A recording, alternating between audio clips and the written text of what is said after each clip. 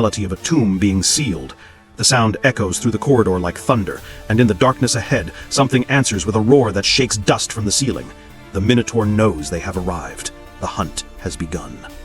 Theseus quickly ties one end of the golden thread to an iron ring set in the wall beside the entrance, then begins to unwind the ball as they move deeper into the maze. The corridor branches almost immediately, left or right, no way to know which is correct.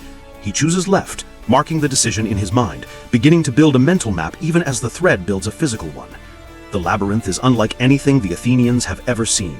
The corridors twist and turn without apparent logic, sometimes climbing steep stairs only to descend again to the same level. Rooms open into other rooms that should be impossible based on where they just came from. Passages loop back on themselves, or seem to, until the tributes are thoroughly disoriented and entirely dependent on the thread to find their way back.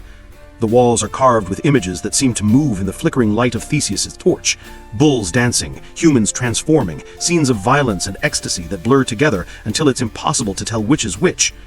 In some chambers, they find the remains of previous tributes, bones picked clean, weapons that failed their owners, scraps of cloth that were once fine Athenian dress. And always, echoing through the stone corridors, comes the sound of the Minotaur. Sometimes it seems close enough to be just around the next corner. Other times it sounds impossibly distant, as if coming from miles away. The creature is hunting them, Theseus realizes, using the maze it knows intimately to herd them deeper into its domain, cutting off escape routes, driving them towards some killing ground of its choosing. Hours pass in the darkness. The tributes grow exhausted, their terror gradually giving way to a numb exhaustion more dangerous than fear. Several beg to stop and rest, but Theseus drives them forward. To stop is to die.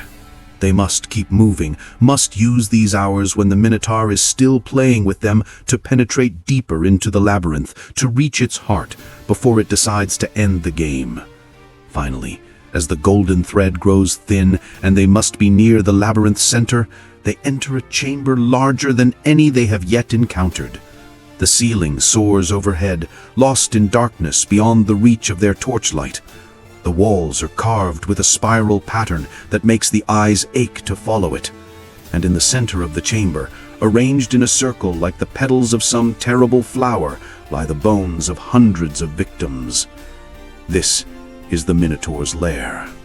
This is where the hunt always ends.